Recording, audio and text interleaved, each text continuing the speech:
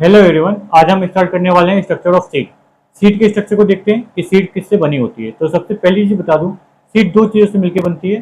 वो होता है आपका सीड कोट यानी कि अपर लेयर, सीड कोट यानी जिससे सीड कवर होती है, सीड को कवरिंग और प्रोटेक्शन का काम देता है। दूसरा होता है आपका एम्ब्रियो। दूसरी चीज क्या होती है? एम्ब्रियो। और एम्ब्रियो के अंदर हमें तीन चीजें देखने को मिलती हैं। रेडिकल, जिससे रूट सिस्टम स्टार्ट होता है बनना। दूसरा होता है आपका एम्ब्रियोनल एक्सिस, एम्ब्रियोनल एक्सिस। और तीसरा आपका होता है एक या दो कोटिलीडोन, वन और टू कोटिलीडोन। कोटिलीडोन का मतलब है लीफ लाइक स्ट्रक्चर। ऐसे स्ट्रक्चर होते हैं जो स्टार्टिंग में लीफ की तरह दिखाई देते हैं, लेकिन बाद में जाके वो एक फूड रिजर्व में चेंज हो जाते हैं। ठीक है, अब कोटिलीडोन से समझते हैं। तो कोटिलीडोन के बेसिस पर ही सीड को टू पार्ट्स में डिवाइड करा गया है। पहला पार्ट हम जो बात करेंगे वो करेंगे हम डाइकोटिलीडोन सीड की। ठीक है, सबसे पहले जो हम बात करने वाले हैं वो है आपकी दो डाइकोटिलीडोन seed.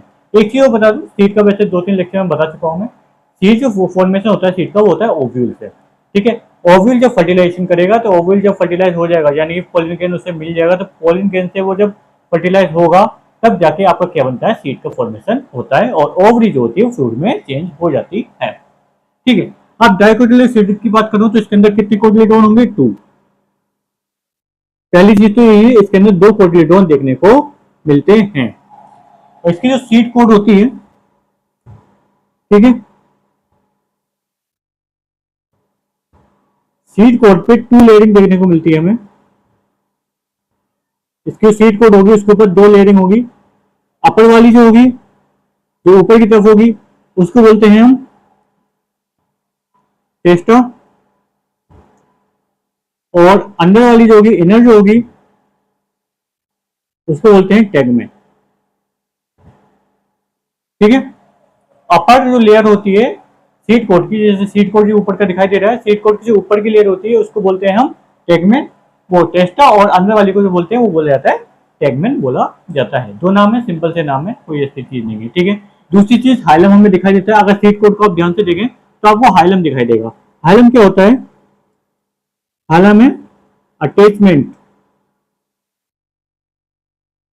Of seed to fruit. कभी अगर आपने फ्रूट खाया हो तो जब भी आप सीड को देखोगे ना तो सीड फ्रूट से किसी ना किसी चीज से जुड़ी हुई होती है। तो जैसे थोड़ा सा हटाते हैं तो वो हमें दिखाई देता है। तो ये क्या होता है, हिलम में क्या है, अटैचमेंट ऑफ सीड। यहाँ से फ्रूट से सीड जो क्या होती है, जुड़ी हुई होती है, जिसकी वजह से जैसे हम फ्रूट को खा लेते हैं या फ्रूट को हटा देते हैं तो वहां पे एक निशान आ जाता है। इसको स्केर भी बोलते हैं। तो बोलते हैं स्केर ऑन सीड। सीड पे एक धब्बे सा निशान सा दिखाई देता है, जिसको हम क्या बोलते हैं, हाइलम बोला जाता है। हाइलम के ठीक नीचे माइक्रोपाइल दिखाई देता है। क्या दिखेगा? माइक्रोपाइल दिखाई देगा। माइक्रोपाइल क्या होता है? एक होल होता है। होल मतलब छेद होता है छोटा सा, जिसके थ्रू क्या होता है, through which water and gases and nutrients exchange. ठीक है, ये वो होल होता है जिसके थ्रू क्या होता है, सीड को एक तरीके से न्यूट्रिशन मिलता है और वाटर प्रोवाइड कराता है। वो क्या होता है, वो एक होल होता है माइक्रोपाइल, जिसके थ्रू सीड के अंदर कोई किसी भी तरह का खाना या न्यूट्रिशन पहुंचता है। नेक्स्ट बात करें, दूसरा स्ट्रक्चर देखें तो हमें आप साफ साफ दिखाई दे रहा है, इसके अंदर दो कोटिलेटर होते हैं, एक ये हो गया, एक ये हो गया। इसके बीच में एम्ब्रियोनल एक्सिस, ये क्या है, एम्ब्रियोनल एक्सिस है। एम्ब्रियोनल एक्सिस में दो पार्ट होते हैं। ऊपर वाले पार्ट को बोलते हैं प्लूमिल और नीचे वाले को बोलते हैं रेडिकल। प्लूमिल से बनता है सूट सिस्टम। कौन सिस्टम बनेगा यहाँ से? Shoot system. ठीक है, और रेडिकल से बनेगा आपका रूट सिस्टम। ठीक है, मतलब रेडिकल से रूट का फॉर्मेशन होता है और प्लूमिल से आपका सूट का फॉर्मेशन होता है। एक बार अर्थ के अंदर जैसी सीट चली जाती है उसके बाद उसको फेवरेबल कंडीशन मिलेगी। तो फेवरेबल कंडीशन मिलने के बाद जो आपका रेडिकल होगा वो रूट में ट्रांसफर हो जाएगा और जो प्लूमिल होगा वो सूट में ट्रांसफर हो जाता है, यानी बदल जाता है, चेंज हो जाता है। वहीं से उसका डेवलपमेंट होने को दिखाई देता है। अब इसके एग्जाम्पल की बात कर लें। इसके एग्जाम्पल है, सबसे पहला केस्टर। केस्टर बता रही है, केस्टर क्या है? केस्टर भी एक तरह का डाइकोटिलेडोन प्लांट होता है। केस्टर की खासियत ये है कि इसके पास हमें एंडोस्पर्म देखने को मिलता है। अब एंडोस्पर्म रह गया, वो बता दूं मैं। एंडोस्पर्म होता है रिजर्व फूड। क्या होता है? रिजर्व फूड, जो सीड के अंदर देखने को मिलता है। सीड के अंदर एक रिजर्व फूड होता है जिसको बोलते हैं एंडोस्पर्म। ठीक है, किसी किसी सीड के अंदर ये एंडोस्पर्म दिखाई देता है मैच्योर स्टेट पे भी, तो उसको बोलते हैं हम, उसको बोला जाता है एंडोस्पर्मिक सीड। ऐसी सीड जिसके अंदर एंडोस्पर्म देखने को मिल रहा है उसको बोलते हैं एंडोस्पर्मिक सीड। एंडोस्पर्म के पास सारे न्यूट्रिएंट्स होते हैं, सारा फूड स्टोर होता है, जिससे क्या कर सकता है, एक सीड क्या करती है, ग्रो करती है। और ये केस्टर के अंदर देखने को मिलता है। इसका एग्जाम्पल क्या है? केस्टर इसका एग्जाम्पल है। और जो केस्टर में फॉर्मेशन होता है वो डबल फर्टिलाइजेशन के थ्रू होता है।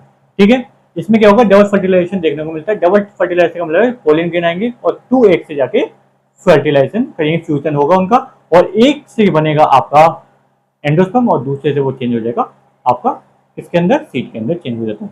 पूरा स्ट्रक्चर सीड के अंदर चेंज हो जाता है। और ऐसे प्लांट जिसके अंदर एंडोस्पर्म सूख जाता है, यानी कि होता है लेकिन मैच्योर स्टेज पे देखने को नहीं मिलता, नॉट प्रेजेंट, या फिर नॉट प्रेजेंट की जगह लिख सकते हैं हम absent in mature seed. Mature seed के अंदर अगर आपको एंडोस्पर्म देखने को ना मिले तो उसको बोलते हैं नॉन एंडोस्पर्मिक सीड। ठीक है, इसका एग्जांपल है वीट, सॉरी वीट नहीं है, इसका एग्जांपल है ग्राम, बीन एंड पी। ठीक है, ग्राम, बीन और पी के अंदर जी डाइकोटिलेडोन प्लांट है, और इसके अंदर हमें क्या होता है, एंडोस्पर्म देखने को नहीं मिलता, क्योंकि ये बहुत क्या हो जाता है, ड्राई हो जाता है। ड्राई होने की वजह से एंडोस्पर्म दिखाई नहीं मिलता। ये थी आपकी मोनोकोट, वो सॉरी डाइकोटिलेडोन सीड थी। इसके एग्जांपल भी देख लिए, उसके अंदर क्या क्या पार्ट्स होते हैं वो भी हमने समझ लिए। हम बात करने वाले हैं, नेक्स्ट जो बात करेंगे वो हम करेंगे अब थोड़ी ही देर में, वो बात करेंगे मोनोकोट सीड। हेलो एवरीवन, अब हम बात करने वाले हैं स्ट्रक्चर ऑफ मोनोकोटिलेडोन सीड, यानी कि मोनोकोटिलेडोन सीड होती है वो कैसे दिखाई देती है। तो उसका स्ट्रक्चर आप देख सकते हैं यहाँ पे, इतना बड़ा जो मैंने स्ट्रक्चर बनाया वो दिखाई देती है। ज्यादातर क्या होता है, मोनोकोटिलेडोन सीड जो होती है उसके पास हमें एंडोस्पर्म देखने को मिलता है। ठीक है, ज्यादातर सीड के अंदर ऐसा होता है। लेकिन ऑर्किड, ऑर्किड सिर्फ ऐसा एग्जाम्पल है, ऑर्किड, ऑर्किड सिंपल ऐसा है जिसके पास एंडोस्पर्म प्रेजेंट नहीं होता, जिसको हम बोलते हैं एंडोस्पर्मिक सीड बोलते हैं। ठीक है, ऑर्किड एक ऐसा एग्जांपल है जिसके अंदर एंडोस्पर्म देखने को नहीं मिलता है, उसको हम बोलते हैं नॉन एटॉमिक सीड, जो सिर्फ एक मोनोकोटिलेडोन का एग्जांपल है। ऑर्किड इंपॉर्टेंट है क्योंकि एक एग्जांपल एनसीईआरटी में दे रखा है। दूसरी बात करते हैं, अगर हम सीरियल्स की बात करें, सीरियल्स में इस पर किसकी बात कर रहे हैं हम, मेज की। अगर मेज की बात करते हैं, मक्के की, तो इसके अंदर क्या होता है, इसके अंदर सीड कोट और फ्रूट वॉल जो होती है वो कैसी होती है, फ्यूज होती है। फ्यूज मतलब एक दूसरे में जुड़ी होती है, ऐसी लगती है इसे पता ही नहीं चलता कि इसमें सीड कोट क्या है और फ्रूट वॉल क्या है, दोनों एक दूसरे में क्या हो जाती है, मिक्स हो जाती है। ठीक है, सीरियल्स के अंदर ऐसा ज्यादातर देखा जाता है। एलयू लेयर की बात बता दूं, इसमें देखो आपको जो दिखाई दे रहा है, सबसे पहले जो एल्यूरोन लेयर है ये प्रोटीन की बनी होती है। किसकी बनी होगी, ये प्रोटीन की, ये प्रोटीन की बनी होती है। और इसका फंक्शन होता है, फंक्शन टू सेपरेट, ये सेपरेट करती है एम्ब्रियो को फ्रॉम एंडोस्पर्म। ठीक है, एंडोस्पर्म और एम्ब्रियो के बीच में गैप, जो बीच में प्रोटीन की लेयर दिखाई देती है, उसको बोलते हैं एल्यूनोर लेयर बोला जाता है, एलिरोन लेयर बोलते हैं। ठीक है, सीड कोट की बात हो गई, फ्रूट वॉल हो गई जो ऊपर की कवरिंग होती है, एंडोस्पर्म जो दिखाई देता है, इस एरिया में पूरा एंडोस्पर्म होता है भरा हुआ। ठीक है, इसके अंदर स्केटलम देखा जाता है। स्केटलम क्या है, स्केटलम, स्केटलम कुछ नहीं, एक कोटिलिडोन, कोटिलिडोन को ही क्या बोला गया है, स्कैटलम बोले जाता है। ठीक है, कोटिलेडोन को ही स्कैटलम बोलते हैं। ठीक है, अब आगे की बात करूं तो उसके अंदर हमें दूसरी वाली लेयर की बात करें तो हमें क्या क्या देखने को मिलता है, प्लूमल। इसकी एक स्पेशलिटी है, हमें प्लूमल के ऊपर एक कवरिंग देखने को मिलती है। कवरिंग देखने को मिलती है, वो किसकी कवरिंग होती है, वो होती है आपकी कोलेप्टाइल की कवरिंग। याद रखना, ये क्वेश्चन पूछा जाता है कि प्लूमल के ऊपर किसकी कवरिंग होती है, कोलेप्टाइल की। और जबकि रेडिकल के ऊपर किसकी कवरिंग होती है, रेडिकल के ऊपर कवरिंग होती है आपकी कोलियोरिजर। वर्ड से याद रखना, रीजा मतलब रूट और पिटाइल मतलब प्लूमल।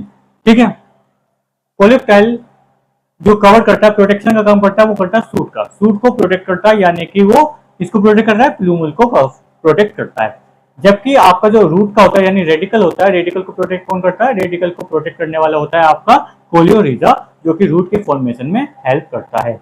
ये आपका जो डायग्राम दिखाई दे रहा है वो आपका डायग्राम है किसका, मोनोकोटिलेडोन सीड का। और ये इसके एग्जाम्पल क्या होते हैं, इसके एग्जाम्पल मेज हो गया, इसका एग्जाम्पल एक व्हीट हो गया, सीरियल्स हो गए, जितने भी सीरियल्स वगैरह होते हैं वो सब किसमें आते हैं, वो सब आपके मोनोकोटिलेडोन सीड के अंदर आते हैं। और इसके अंदर ज्यादा से ज्यादा हमें एंडोस्पर्म देखने को मिलता है। एक ही इसके अंदर कोटिलेडोन होता है जिसके अंदर बहुत सारा एंडोस्पर्म भरा हुआ होता है, जो कि न्यूट्रिशन का काम करता है। न्यूट्रिशन मतलब फूड प्रोवाइड, यानी जितनी भी न्यूट्रिशन है वो प्लांट को या सीड को कौन प्रोवाइड कराएगा, वो आपको करवाएगा एंडोस्पर्म। रिजर्व फूड होता है, रखा रहता है, जब तक उससे फेवरेबल कंडीशन नहीं मिलती है सीड को तब तक वो उसके अंदर रिजर्व रहता है। जैसी फेवरेबल कंडीशन होगी सीड वहां से न्यूट्रिशन लेना शुरू कर देगी और डेवलप होना शुरू हो जाती है।